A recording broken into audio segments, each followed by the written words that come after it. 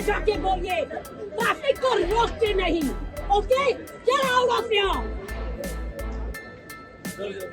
किसी से बात नहीं कर रही है। आप कहाँ रहते हैं? यहाँ रहते हैं। चलो, आपका क्या प्रॉब्लम है?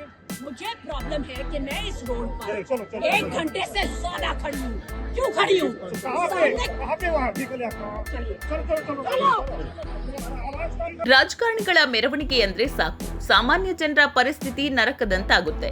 ಗಂಟೆಗಟ್ಟಲೆ ಟ್ರಾಫಿಕ್ನಲ್ಲಿ ಸಿಲುಕಿ ಜನರು ಹೈರಾಣಾಗೋದು ನಮಗೆಲ್ಲ ಮಾಮೂಲಿ.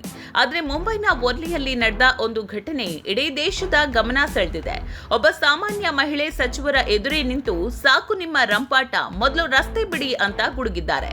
ಅಷ್ಟಕ್ಕೂ ಅಲ್ಲಿ ನಡೆದಿದ್ದೇನು, ಆ ಮಹಿಳೆ ಯಾರು, ಬನ್ನಿ ನೋಡೋಣ.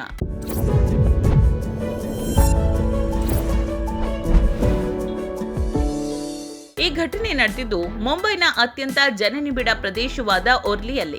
ಕೇಂದ್ರದ ಮಹಿಳಾ ಮೀಸಲಾತಿ ಮಸೂದೆಗೆ ವಿರೋಧ ಪಕ್ಷಗಳು ಅಡ್ಡಿಪಡಿಸುತ್ತಿವೆ ಅಂತ ಆರೋಪಿಸಿ ಮಹಾರಾಷ್ಟ್ರದ ಆಡಳಿತಾರೂಢ ಮಹಾಯುತಿ ಮೈತ್ರಿಕೂಟದ ಬಿಜೆಪಿ ಪ್ರತಿಭಟನಾ ರ್ಯಾಲಿಯನ್ನ ಹಮ್ಮಿಕೊಂಡಿತ್ತು.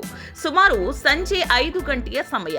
ಸಚಿವ ಗಿರೀಶ್ ಮಹಾಜನ್ ನೇತೃತ್ವದಲ್ಲಿ ನೂರಾರು ಮಹಿಳಾ ಕಾರ್ಯಕರ್ತೆಯರು ಜಂಬೂರಿ ಮೈದಾನದಿಂದ ಮೆರವಣಿಗೆ ಆರಂಭಿಸಿದ್ರು. ಇದರಿಂದಾಗಿ ಇಡೀ ವರ್ಲಿ ರಸ್ತೆ ಸ್ತಬ್ಧವಾಗಿತ್ತು.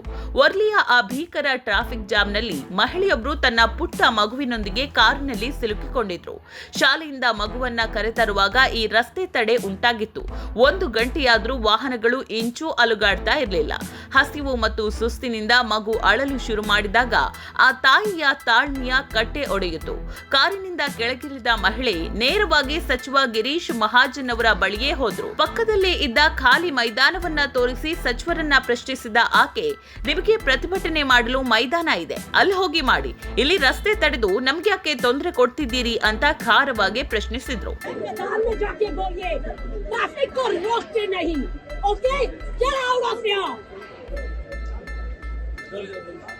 ಪೊಲೀಸ್ ಅಧಿಕಾರಿಗಳು ಆಕೆಯನ್ನ ಸಮಾಧಾನ ಪಡಿಸಲು ಬಂದಾಗ, ನನ್ನ ಹತ್ರ ಯಾರೂ ಬರಬೇಡಿ, ನೀವು ಪೊಲೀಸರೇ ಇರ್ಲಿ ಯಾರೇ ಇರ್ಲಿ, ನನಗೆ ನಿಮ್ಮ ಜೊತೆ ಮಾತನಾಡಬೇಕಿಲ್ಲ, ಮೊದಲು ಈ ಜನರನ್ನ ಸರಿಸಿ ದಾರಿ ಮಾಡಿಕೊಡಿ ಅಂತ ಸಿಂಹಿಣಿಯಂತೆ ಗುಡುಗಿದ್ರು. मुझे प्रॉब्लम है कि मैं इस रोड पर 1 घंटे से ज्यादा खड़ी हूँ। क्यों खड़ी हूँ? कहाँ पे वहाँ निकले आपका? चलो। ಈ ಘಟನೆಯ ವಿಡಿಯೋ ಈಗ ಸೋಷಿಯಲ್ ಮೀಡಿಯಾದಲ್ಲಿ ಕಾಲ್ಗಿಚ್ಚಿನಂತೆ ಹಬ್ಬಿದೆ. ನೆಟ್ಟಿಗರು ಆ ಮಹಿಳೆಯ ಧೈರ್ಯವನ್ನ ಮೆಚ್ಚಿ ಕೊಂಡಾಡ್ತಿದ್ದಾರೆ.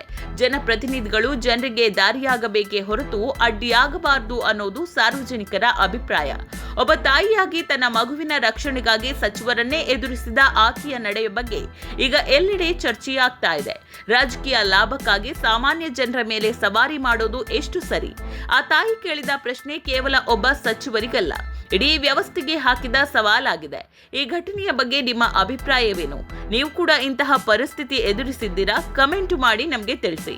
ಇದೇ ರೀತಿಯ ಸಾಕಷ್ಟು ಆಸಕ್ತಿದಾಯಕ ಸುದ್ದಿಗಳಿಗಾಗಿ ನಮ್ಮ ಚಾನೆಲ್ನ ಸಬ್ಸ್ಕ್ರೈಬ್ ಮಾಡಿ, ಶೇರ್ ಮಾಡಿ ಮತ್ತು ಲೈಕ್ ಮಾಡಿ.